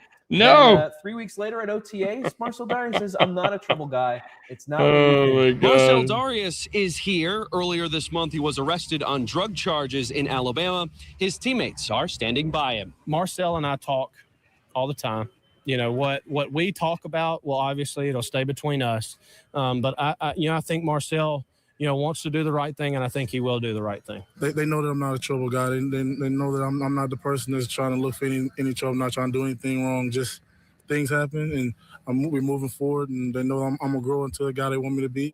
2 days later, Marcell Dareus is arrested, charged with reckless endangerment, reckless driving, participating in an illegal speed contest as he was drag racing in Hamburg, allegedly, with Jerry Hughes. And this is right in Jerry and Marcell getting in trouble, drag racing. Your thoughts being dropped in and seeing a number 3 overall pick, a former number 3 overall pick, getting arrested twice in 1 month. Yeah, it was funny. It was Bob has to get out of here. Good time I have to get out of here, but I'll see you tomorrow night. All right, Bob, have a good one, brother. You can always do the catch up. Next week we'll have part 2. So that was one that I was kind of plugged into, and I can't even count how many times I drove by the Mongolian buffet in Hamburg where they crashed. The irony of it all and how it all played out of, hours after, and the next day he's, after he's saying, this isn't what you think, I'm a good guy. And it just goes to show you Jerry Hughes was involved there too, maybe that he didn't have the best influences around him in the locker room, but come to think of like everything else that Marcell Dareus has been through in the last few years, it's like, oh, that was kind of just a minor blip on the radar, but it was something that we were still covering, a year after the fact as he was going through the court system trying to get that thing cleaned up. Yeah, the Marcell Dareus story is, his now Bagula taking over the Bills' best hands possible from a good man of his own, also at the same time doing good man of his word owner. Yeah, no, it worked out. It's still an interesting. It is interesting to see like the what if game, like what if Donald Trump bought the Bills in 2014, like does care, but what happens? You know what I mean? He's had to deal with death. So many people in his life have passed away for murder or for other causes, and then at the Trump would have never hired a guy like Bean, who, by the way, was fantastic until. Well, me and you disagree on that. I think he's been really, really good. Yeah, and that was in December. So as far as GMs go in the NFL for a very long time. But once again, everyone's going to see things differently, and he just could not get out of his own way. Again, but I think Bean's done a really good job. He was 6 months removed from being suspended for the team. He gets arrested. He says, "This is not me." He gets arrested again. It was hard not to look at him and wonder. Hey, to each his own, man. I don't get into the whole politics thing. And I have not, to be honest, I have not been to that. Just the what if. That's all, man. Chat.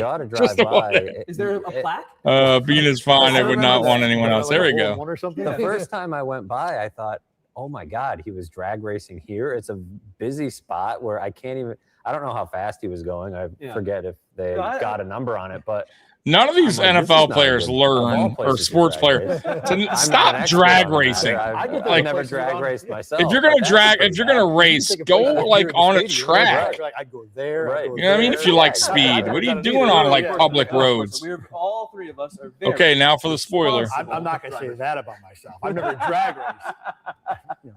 Okay, so Thursday, or right on the heels of that, Marcell Dareus is dismissed from OTAs. Marrone says, just go home, take care of whatever you need to take care of. I'm disappointed in all of our players anytime any of one of us, including myself, when we make poor decisions. And it's a reflection of the team, which is a reflection of me, and it's a reflection on this organization. Marcell's a very smart person. Marcell's his own man. He's a grown man as well. So he's going to make the decisions he wants to make. He's still young. We're all young. We all make mistakes. I'm the year Bills would be the Las Vegas. He didn't get hurt to the point where he I'm the year's Bills would be the Las Vegas Bills. Damn. Some people, work through it differently than others. Aaron Williams. He has a long history of just being kind of alone. He likes to speak big on himself. He likes to kind of keep himself away from situations, and he knows he doesn't want to carry his teammates down. The Marcell that y'all see in the paper is not the Marcell we know on the field or even outside the football. The whole character. He made a mistake. I'm not going to kill Marcell. Listen, I'm not going to kill a player for that. But it's not as important as trying to live and learn. All right, I'd rather this guy and do the right thing. This guy was an I asshole. can live with myself. And then on June I do 12th, not like Doug back Marrone. into the bill sale. On the heels of selling $1.75 billion of West Virginia drilling acreage, reports emerged that one Terrence Pegula There you has go. high interest in buying the Bills. And obviously he owns the Sabres at this point, and the narrative had been simmering for months at this point. And now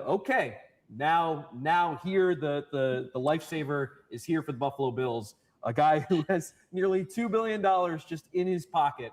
And it's Terry and Kim Pegula. Yeah, this was the way it was received too, right off the bat, because he checked all the boxes. It was already owned the hockey team, had an interest in Buffalo. I get it. Trust me. All the coaches that we brought in here from since we got rid of Wade Phillips we're trash. Let's be real. I think Rex Ryan actually he even bristled at the notion was a good coach. I keep telling you guys that I believe that. That's why everyone's going to think differently. I get that, but it felt like if Josh Allen is with Rex Ryan, if the roles were reversed and Ryan was here for the most part when Allen gets drafted, I obviously made sense to everybody. I think we're still. I think we get to a Super Bowl, in my opinion. I think the defense, that's where they weren't. Under Rex Ryan would have gotten to be where it was with the Jets. Was more than that. And I don't know. I think Rex Ryan just is the more seasoned player type coach too. Understands they were just pushing that you got to evolve, adapt. But there was I don't know. I just feel like he would have been better off than McDermott. Terry showed interest. That's Terry would pay big if he needed to. How could you possibly have better owner for Buffalo? Trump tweets, to your point, he's the I get only it. I don't mind Terry Pegula at all. Keeping the Bills in Western New York. I know people hate on him. I don't hate on Terry Pegula. I think he's done a good job as an owner. I have no problem with Terry Pegula. And he fired Sean McDermott, so I give him 2 thumbs up. Bills of sale, all that stuff. Yeah. Tuesday, July 1st. I remember this day as well. Finding out from the Bills that Kiko Alonso has torn his ACL while working out. Oh, lovely. Missed the 2014 season. There goes Kiko. Kiko Alonso took a huge hit. The legend of That was Kiko. the beginning of maybe an 18-month period where ACL done. when you got a text on your phone that Working said, out. the statement, you're like, Golly. I mean, it was Kiko this time, and it was disappointing. He had a very good rookie season, but most of us kind of looked at it and said it was very good for about 8 to 10 games, and then it tailed off to where you were like, I don't know if this guy's going to stick in the league. So it wasn't the end of the world in terms of an injury, but it certainly didn't help. And coming out of nowhere, not at a team facility, not during a I'm telling you, man. workout. I think Rex Ryan would have. First day on the job. I think he would have loved Josh Allen. He would have absolutely let Josh be Josh. I think he would have eventually got the defense right. Because Rex Ryan typically had really good defenses. His dad was a defensive coordinator for many years. Buddy Ryan, his brother, knew defense. He grew up with football. You know what I mean? Tons of experience. And he got those Jets teams just as far as Sean McDermott got the Buffalo Bills. No difference. 2 AFC championships games. So I really wonder, man. I really do wonder. They only gave Rex 2 years. That's it. 2. He was only 2015, 2016. First, but something they were somewhat well prepared to move on from. The end of the month, there's some good news for the Buffalo Bills as the initial bids are due. Toronto, Trump, Pegula, Golisano expected to bid on the Bills. And word comes out that Pegula's first bid is for $1.3 billion. 1.3 by Terry. First bid in. By this time, we were hard into. We think this is going to go Pagula's way, and if not just Pagula's way, it's going to be a bid that's going to keep the Bills in Buffalo. So, once you get to like training camp, I felt like the sale was going to be a thing that was going to keep the Bills in Buffalo, which is the only thing that mattered. Yeah. Whoever the name was that was going to sign the checks, it didn't matter. As long as those checks are going to be handed out in Buffalo, that's all that people look for. Now, the Bills, speaking of training camp, have an early training camp in 2014 because they're in the Hall of Fame game because one Andre Reed is inducted. Almost a million. Yeah, Reed going to the Hall of Fame. All the way from Pop Warner to the NFL. And then if you look at the 95 years of the league, 25,000, 30,000 guys have come through the league. Only 287 get a jacket, a bust, and a ring, and get to sit in that room that I was in earlier. It's pretty overwhelming. And he receives his gold jacket. And in a 35-minute speech, the biggest ovation, there were several ovations, but the ovation that got the hairs in the back of my neck standing up was just in the middle. He just goes, "Oh, yeah, and the Bills will stay in Buffalo, too." Yeah. And the crowd just goes bananas. And, Thad, you were in Canton that weekend, just, taking that all in and being there at the Hall of Fame. Just walk me through that. The first time, for all the Bills that had gone and the time I've worked here, it was the first time I actually got to go down for, that weekend. And the funny thing was that Andre, it was all about him, as it should be prior to, because the media availability is a day prior to the speech. And then, we got the game with Sammy Watkins and there's things going on there. But the Andre Reed stuff was about his career and finally getting in because it took him 8 times to get into the Hall of Fame. And there wasn't really much discussed. There was, it was me. About keeping the Bills in Buffalo. You know what I do remember about I had Stevie on. Walk 15 feet I think last year or was the year before. No, it was the year before. I had him on in. Like that. But Andre Reed himself. I think I did that interview in 2024 season, if I'm not mistaken. The highlight of that speech for sure. Yeah, and you could feel it too. The amount of Bills. Good guy, man. I had a great interview with him. A lot of support, and you felt it when he said that, and the place went crazy. And Jim Kelly was there that weekend as well, which was also a pretty big deal. Obviously, people following along with what he was doing. And dude, he was awesome. You should Andre to get that. Check that out. Matter of fact, I'll put the link in the chat real quick that got them to all of that interview. Give me a minute. Let me pull that up. It was a fun interview. Like, and then at the end, if you know me, how I do my podcast, bro, it's 12 plus 83. I try to keep things fun and cool. It's not like a more typical, lame kind of interview. You mentioned how many Bills I keep it fun. Strahan is inducted in the Hall of Fame the same day. Let me see here. And yet, at the same time, as Reed makes this speech, it feels like Orchard Park has moved to Canton, Ohio. And it just goes to show you how much Reed and that Bills team of the early 90s, and of course Jim Kelly too, just how much it meant to so many people. And that moment, is something that it was stuck with me for a long 2014. time. And then the following day, Jim Kelly participates in the coin toss, and both teams are going crazy with their Hall of Famers out in the field. Just that celebration of football, of Kelly, Strahan, Reed, all these guys that are on the field. Here it just is. How neat was that? I had him on for 2 hours, actually. Especially just going to the Hall of Fame. I'd never been there either. Just walking through and seeing the Kelly bust and the Thurman bust and all that stuff. But to have Jim on the field and have him, by that point, he had more or less put the cancer in the rearview mirror. And that was kind of a confirmation. There's the link for the Stevie Johnson interview that I did. He's more or less his same gregarious self. Yeah, Stevie, good dude, man. Again, for a whole offseason. You get time, watch that. This was, watch that podcast, man. It was a good podcast. I had a good time, man. Just a couple months ago, Jim Kelly lay in a hospital bed, uncertain of his future. The fact he made it here to be part of the coin toss is something he will never forget. That was awesome. I mean, anytime you're picked to do that, even with Harry Carson, another Hall of Famer, it's awesome. Considering what you've been through the last several months, and to be here now, to feel the love from the fans, the players, tell me what about it. You know what? It's really hard to explain because the feelings that go through you, because there's so many memories of great times in Buffalo, and then of course having Andre go in. It's something that's really hard to describe, but I'm just glad I'm here. Where else would you rather be than right here, right now? That's right. Wednesday and Thursday, August 13th and 14th, the Bills are practicing in Latrobe, Pennsylvania. And this might be the highlight of the E.J. Manuel experience in Buffalo. Oh, boy, here you go. Second practice when E.J. Manuel looked like everything we thought he'd be, or at least everything the Bills thought he'd be. And I know, Matt, you and I were both down there in Latrobe. Manuel was accurate. He was decisive. He made right decisions. And, there's no box score for a practice. So guys are jotting down completions. And, EJ was on fire. And I just think, tweeting about updates about how well EJ Manuel, if only. Easy to mistake the two on that. Yeah, I know, right? Just how well EJ Manuel participated in that practice. I knew, I kind of felt it was fool's gold at that time. Obviously, it's August 14th. But your thoughts in Pennsylvania? Yeah, it was funny because often, Doug Whaley was, thought EJ was going to be their Big Ben, right? He was going to, be that big, strong-arm quarterback who could control the game the way Ben did early in his career. And I remember being in Latrobe, and I was talking to a few guys that cover the team about this recently, thinking that's what a training camp practice looks like when you have a quarterback. I went to a lot of games. I was almost front row, and EJ was pretty for the Steelers. good against the Ravens. He wasn't awful, but he wasn't good either. But he's a good guy, though. He's everything I've seen and read about him. He seems like a good dude, man. It just didn't work out.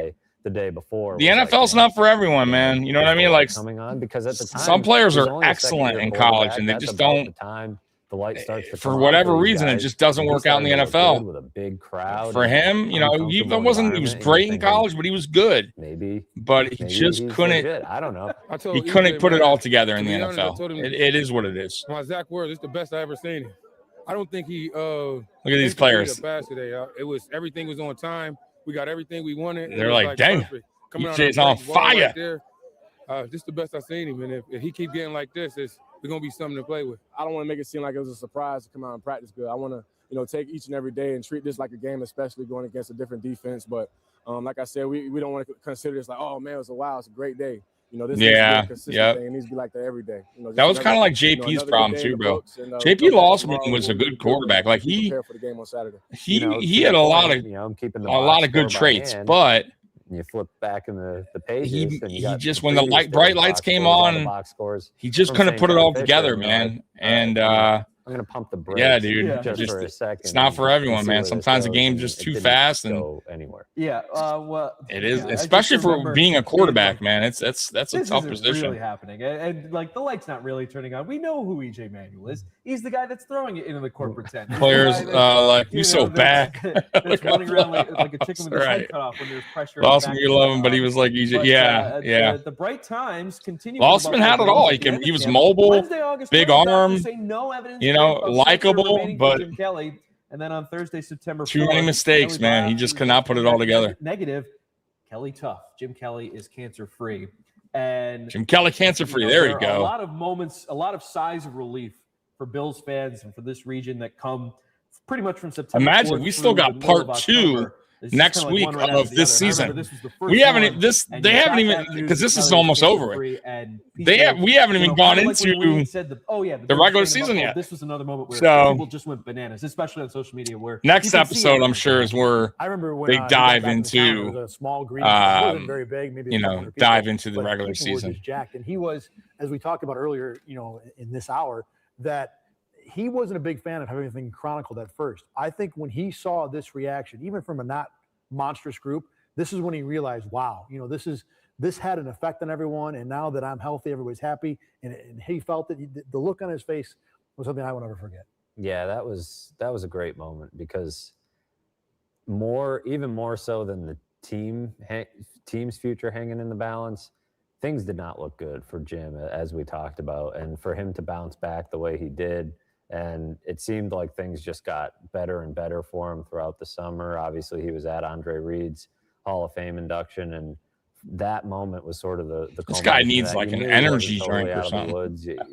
Nobody ever is after going through but you could see the impact it had on the community. It was pretty cool. Yeah, I remember that. And then seeing not only in Western New York, but the places where, he's touched, Miami had a absolutely the University of Miami, and Kelly Tuff was all over Dolphin Stadium down in Florida, and seeing John Elway send out congratulations and well done Jim, and everyone was pulling for him. But you knew how big Jim Kelly was. That was no surprise. But just to see that outpouring of support, is something that has stuck with me as well.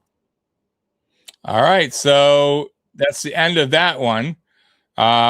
Next week, guys, at 1:00, same place, same time, we will have part 2 of the 2014 Buffalo Bills Down and Drought. And then we only got after that, a couple more episodes to go. 2015 and 2016, which is the Rex Ryan years, which will be fun. And tomorrow I do go live at 10:00 Monday Night Uncensored with Mikey. So you want to join us then. And guys, man, enjoy your Sunday, enjoy your Father's Day, man. I appreciate you guys rocking with me. And once again, if you guys do want to help me out with the GoFundMe, the link is pinned in this YouTube, or you can find it on my YouTube channel as well, man. So I appreciate you guys rocking with me, Mad Chatter. Appreciate you, bro. Bob, appreciate you, and everybody else that Scott Blakely was here earlier. Appreciate you guys for the love and support throughout the years, man. So I'm out of here, Bills Mafia. I love you as always. Go Bills. Peace.